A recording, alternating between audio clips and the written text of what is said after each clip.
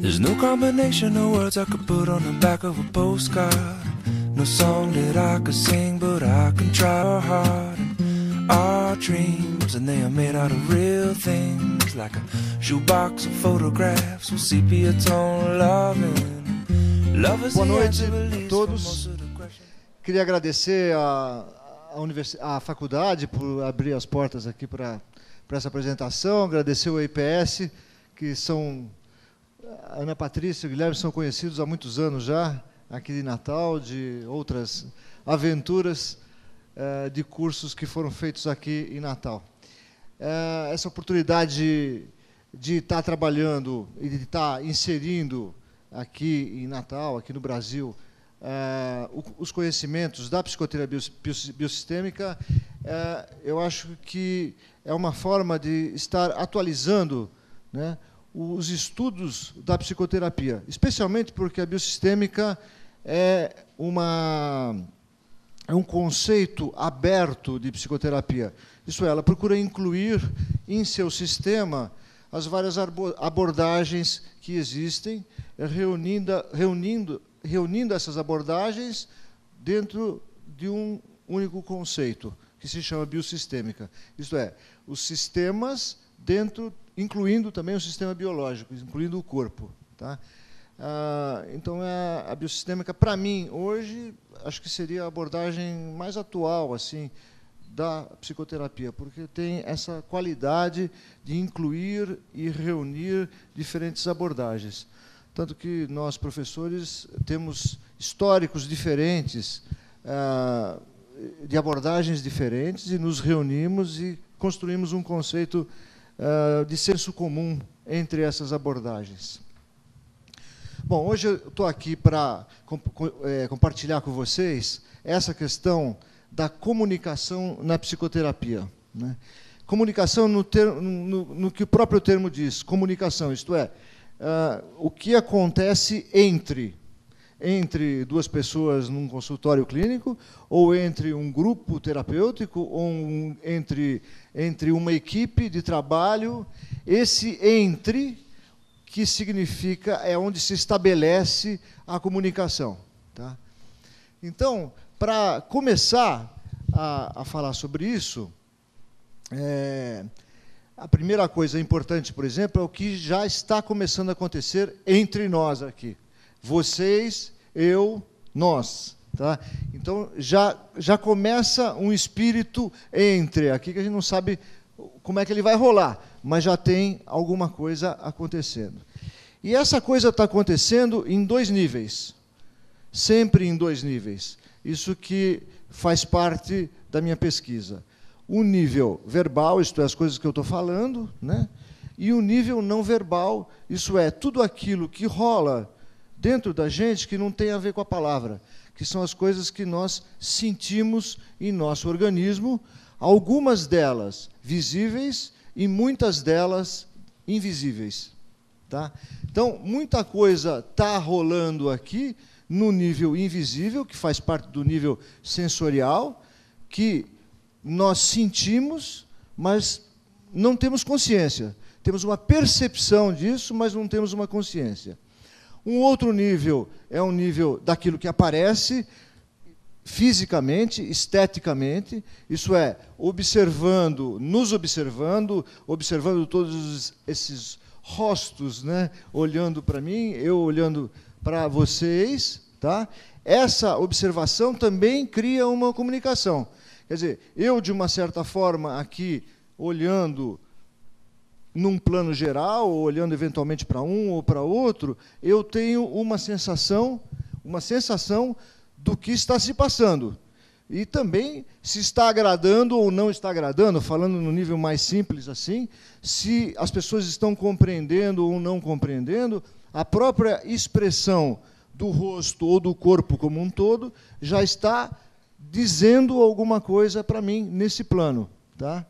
E o outro plano é o plano mais conceitual e o plano da palavra, que é, na verdade, aqui, eu que estou falando agora, vocês estão me escutando. Em algum outro momento, mais para frente, vocês poderão se manifestar através da palavra e a gente mantém um diálogo verbal. mas, por enquanto, ainda eu verbalizo, vocês escutam, e elaboram dentro de vocês o que está sendo dito aqui, e depois a gente compartilha a nível verbal. Essa é a ideia. Então, a gente tem aí 3 níveis. Tá? O nível do organismo, aquele invisível, aquele onde o coração está batendo, onde a respiração está entrando, as próprias tensões musculares, as tensões viscerais, isso que vocês estão sentindo, que eu estou sentindo também, tá?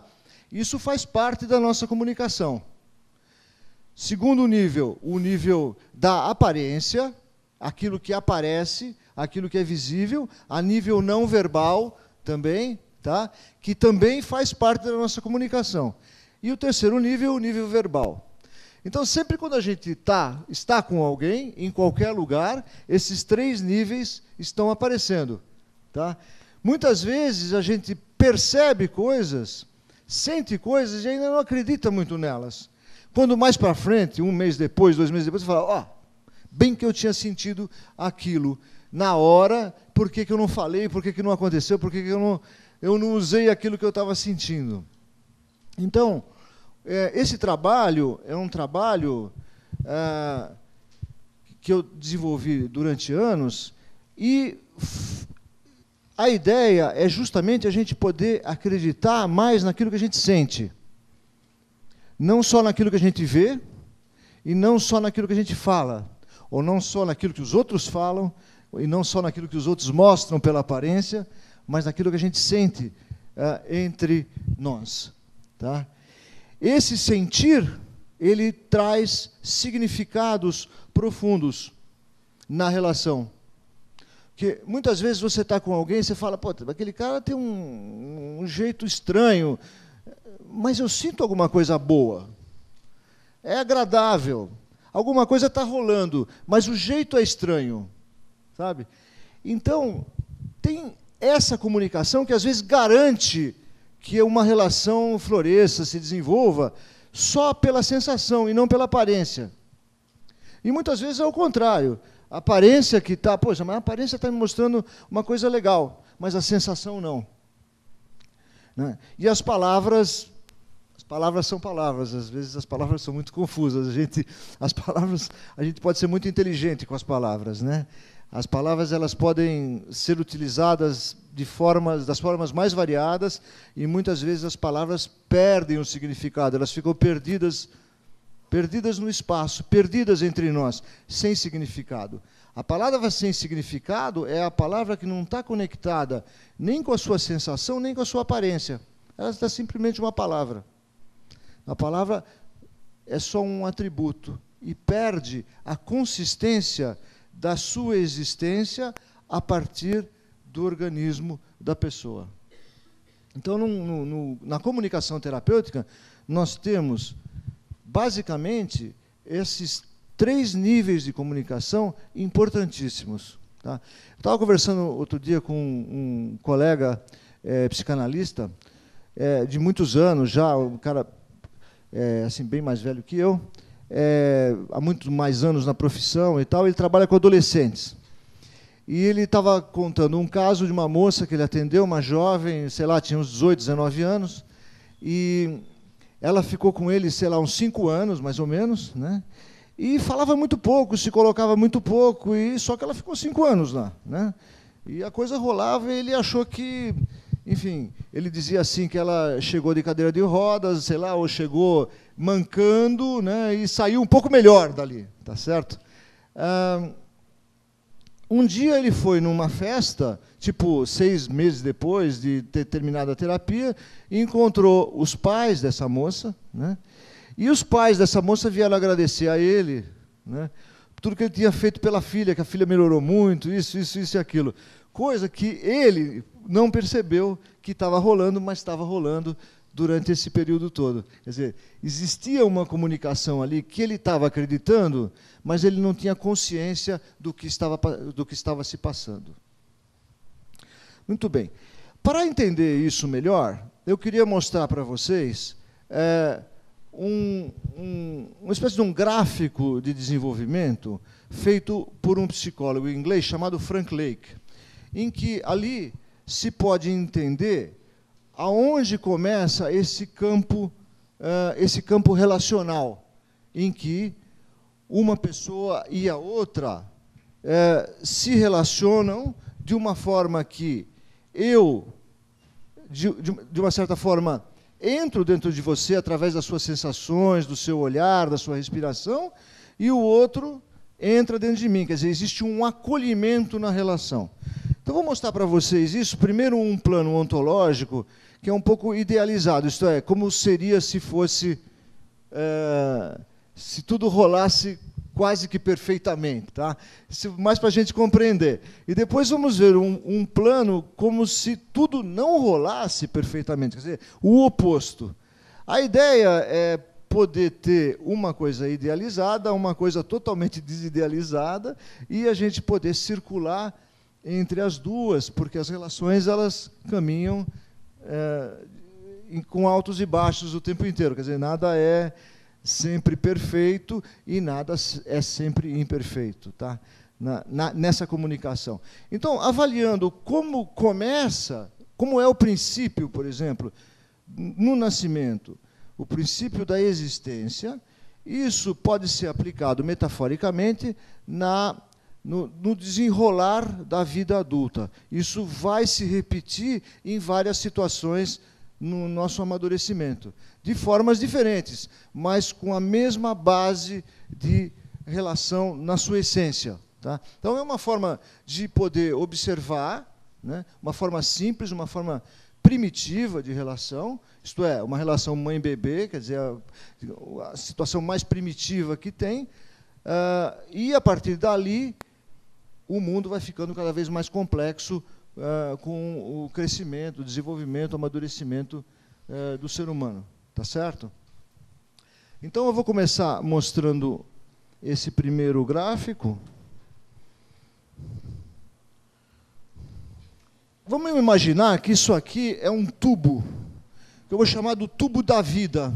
Quer dizer, quando a gente nasce, a gente entra num tubo de viver. Você entra no seu túnel da vida. Tá certo? Cada um no seu túnel, né? E vários túneis se encontram posteriormente. Mas vamos imaginar, o primeiro nascimento é através de um canal e você entra dentro de um tubo, tá certo?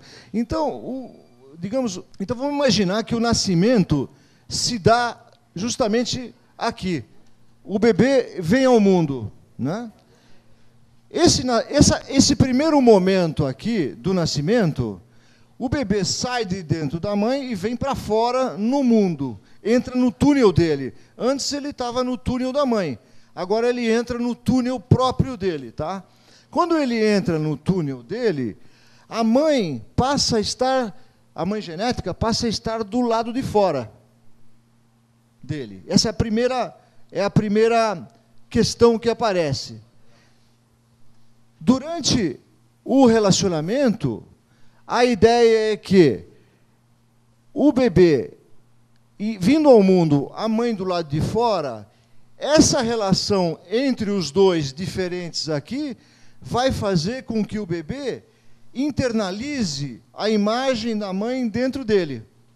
Tá? Quer dizer, a mãe passa a fazer parte, nessa etapa, da vida dele. Então, é assim. As relações são assim. Nós nos conhecemos hoje, estamos nos olhando pela primeira vez, tá certo? Você está do lado de fora, e se eventualmente eu viro para lá, você deixou uma marca que fica dentro de mim. Isto é, você está comigo aqui, mesmo que não esteja. Entendeu? Mesmo que você não esteja presente ao meu olhar, você está dentro do meu olhar interno. Isso acontece em todas as relações. E nesse momento aqui, é o momento mais importante do desenvolvimento. Quando o bebê nasce e a mãe está aqui, não é? E a mãe acolhe o bebê dentro dela, no tubo da vida dela, e o bebê acolhe a mãe dentro dele, isso promove a existência. Dessa forma, uma pessoa passa a existir. Isto é, quando eu te observo a primeira vez e te acolho dentro de mim, você passa a existir por si só e passa a existir na minha vida também. Tá? Então, o conceito, a sensação primeira de existência é aqui. E nesse momento, então, o bebê passa a ser. Ele é sendo, né? Vamos usar o gerúndio, porque é a relação, é o movimento. Não é só um ser, mas é sendo dentro da relação. Nós somos dentro da relação. E isso cria a possibilidade do sendo na relação. Tá? Então, é um pouco filosófico, mas é exatamente isso que acontece. As coisas só acontecem na relação. Enquanto eu não olhei para ela aqui e a acolhi, ela não existia. Tá? É como quando você está num grupo qualquer, entra uma pessoa, senta na roda, ninguém olha para ela, e o papo continua. Dá aquela sensação, fala, eu vou para casa porque aqui eu não existo. Aquela sensação, às vezes, muito desagradável de não existir dentro de um grupo, tá certo? Porque falta o outro para te reconhecer dentro da relação. Então, você imagina quando o bebê bem primitivo vem ao mundo a primeira vez, e se ele não tem esse acolhimento, vamos ver o que poderá acontecer. Nós, adultos, ainda suportamos um pouco isso, não muito, porque essas sensações de rejeição, de abandono, de separação, etc., marcam a vida da gente por muitos anos e, enfim, continuam marcando. Tá? Muito bem. Aqui é possível existir a vida, se há essa aceitação e se há esse acolhimento. Esse é o primeiro momento. Tá? Depois, digamos, começa a complicar. Os primeiros 2, 3 meses, maravilha, tudo novo, estamos curtindo. Tá? Depois, entra numa fase em que a curtição continua, mas a curtição passa a dar trabalho. Isto é, a mãe tem que trabalhar. Quer dizer, ela trabalha para cuidar do filho. Tá certo? E o filho, sem saber, trabalha para poder estar com a mãe, para aprender a estar com a mãe. A mãe para aprender a estar com o filho para aprender a estar com a mãe. Tá certo? E essa fase aqui é a segunda fase do desenvolvimento, que a gente chama de fase de sustentação.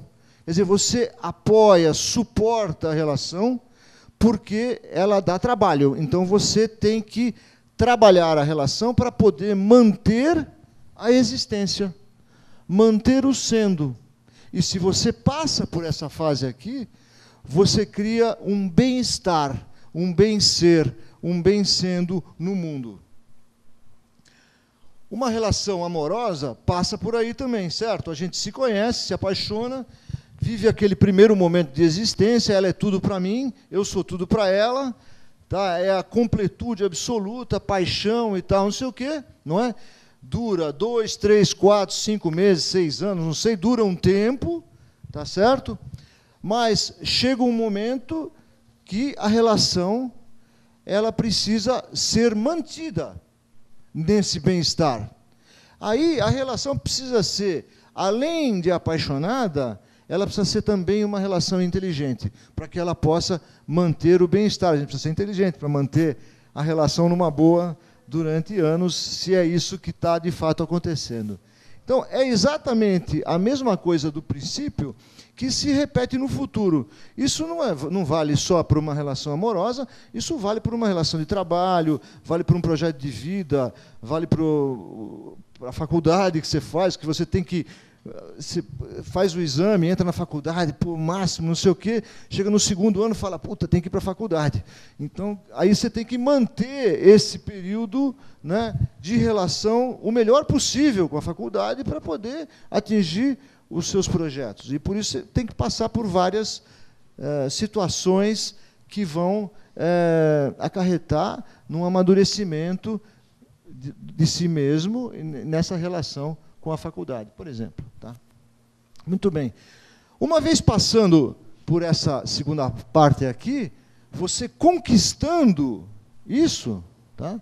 Você adquire aquilo que ele chama de status.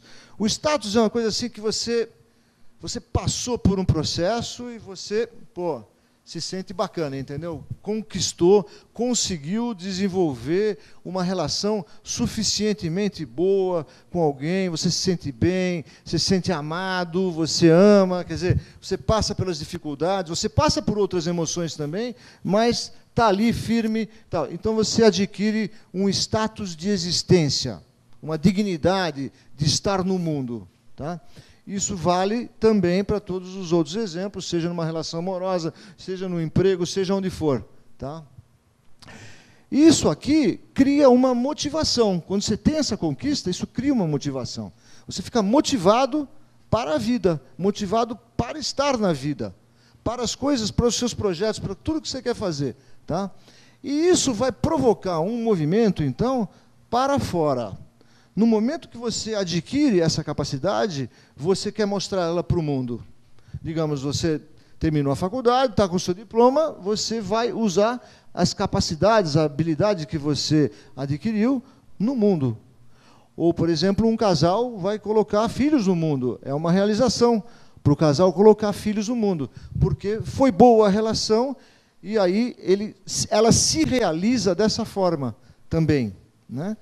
Não só filhos, mas existem várias outras possibilidades de um casal se realizar no mundo. Filhos não é uma obrigatoriedade também, né? Estou falando de uma forma simbólica, né? Essa história. Você coloca a serviço do mundo. Na comunicação terapêutica, acontece exatamente a mesma coisa. Você recebe um paciente no seu consultório, começa tudo ali. Não sei se numa primeira sessão já vai dar a sensação de existência.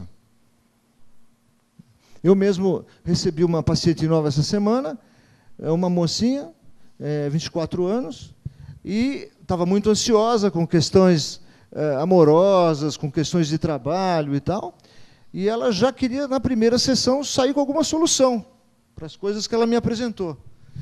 E aí, como é que você vai explicar que numa primeira sessão isso é impossível? Né? Então, que é um processo, que as coisas têm que ir caminhando e tal, que por enquanto não tinha nada ali para pegar. Tinha um grãozinho, uma semente, um desejo de se descobrir, uma primeira possibilidade. Tá? A primeira possibilidade é que ela veio lá, e que eu pude acolhê-la lá. Quer dizer, houve um primeiro momento ali, mas a partir desse primeiro momento que começa um processo, um trabalho para que se possa aprofundar e conhecer melhor. E a comunicação vai se desenvolvendo dessa forma. Sempre há planos de existência, de bem existir, não é? Isto é, suportar os trancos e barrancos da vida, o bem sendo é isso, suportar trancos e barrancos da vida, para adquirir uma dignidade, um status, né, que te dê qualidades suficientes para cair na vida do lado de fora, para entrar na vida fora de casa, por exemplo. Então, eu gosto muito desse gráfico, ele é muito simples, porque ele reúne ali várias possibilidades de comunicação nessa própria metáfora. Então, eu vou mostrar para vocês agora... Aqui, esse gráfico, ele mostra quando há interrupções, quando há interferências na comunicação, o que acontece? Na comunicação em geral e na comunicação terapêutica. Quando há um nascimento, há um encontro entre duas pessoas, tá? Se o outro que está ali, não é? A mãe que está ali, se ela não acolhe ele que vem aqui, tá? O ser dele, a existência dele é negada. Ela não é acolhida. Há uma negação da existência do outro. Tá? Isso acontece, muitas vezes, logo após o nascimento, muitas mães passam por dificuldades de aceitação do filho. Quer dizer, enquanto elas estão grávidas e tal, é tudo uma maravilha, mas depois do nascimento, algo pode acontecer que que cria uma dificuldade que depois precisa ser trabalhada, e sendo trabalhada, depois as coisas correm bem. Mas, nesse sentido aqui, digamos que é negada a existência, logo num primeiro momento de vida, logo num primeiro encontro. Né? Você tem uma primeira fantasia com alguém, você encontra essa pessoa, e logo no primeiro encontro existe uma sensação de rejeição, uma sensação de a pessoa não te olha. Quer dizer, uma negação de que você existe. Só de falar nisso, eu imagino que vocês sintam alguma coisa no organismo. Vocês sabem do que eu estou falando, apesar, é uma sensação muito mais do que uma consciência. Não é?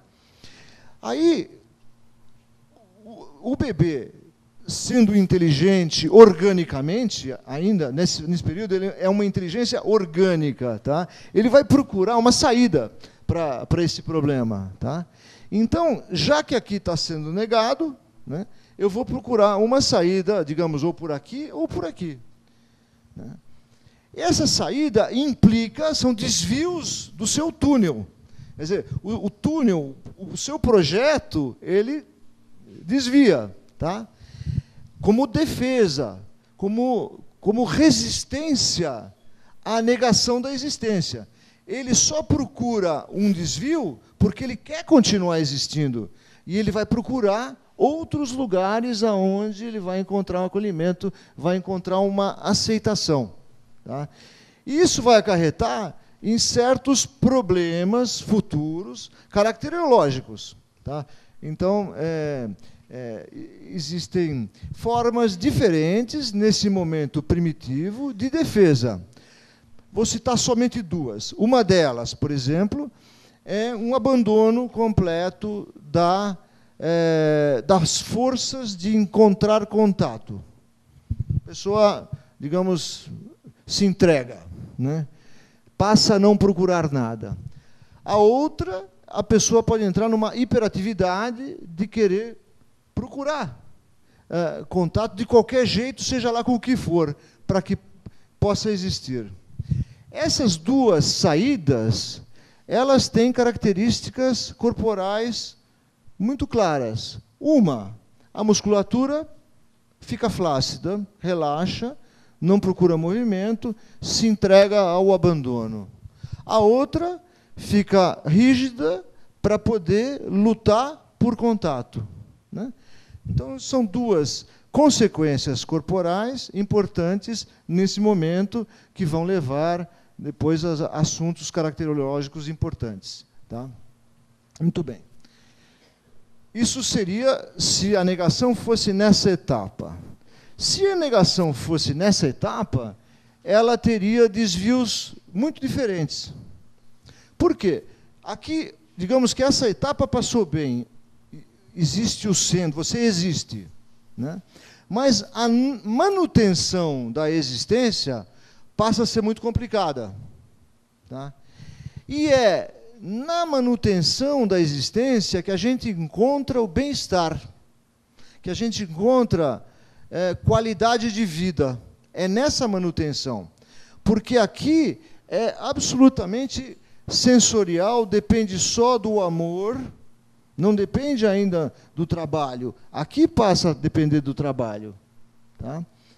Então, quando você entra ali, o grande medo ali de perder, de perda, não é mais da existência, mas é do bem-estar da existência. Você passa a ter medo de perder o bem-estar da sua própria existência, o que a existência traz ao seu organismo. Então, você vai procurar outras saídas para a manutenção do seu bem-estar. Tá? Mas esse medo vai exercer um certo controle sobre a sua vida. Isto é, você vai poder, provavelmente, desenvolver um constante medo de sempre estar perdendo o seu bem-estar. Né? Então, você vai estar sempre procurando ele e não vai estar, de fato, aproveitando ele. As consequências caracterológicas serão outras daquela primeira etapa. Tudo isso vai dificultar muito, então, no futuro, essa nossa sensação de dignidade, de status e de se realizar no mundo. Não que não vá haver realização, vai haver, mas com dificuldades e com desvios da nossa melhor potência, do melhor de nós mesmos no mundo. Tá? Então, aqui se fala da perda do ser e da perda do bem-ser no mundo. Tá? Mesma coisa acontece no espaço psicoterapêutico, na comunicação psicoterapêutica. Isso é, quem faz terapia aqui sabe quando o seu terapeuta não está te entendendo, pode ser um problema grave. Quer dizer, você sente aquilo como muito grave, porque o seu terapeuta precisa te entender o tempo inteiro. Tá certo? Se ele não te entender, ele vai estar mostrando uma incapacidade muito grave. Tá? Então isso passa a existir na relação como um objeto de trabalho para recuperar a boa comunicação. Vai acarretar em pesquisar a sua história para ver aonde isso aconteceu. Aí que entram as questões transferência, contra-transferência, ressonância, que vocês, imagino, já devam ter algum contato com isso. Tá? Então, nesses dois gráficos,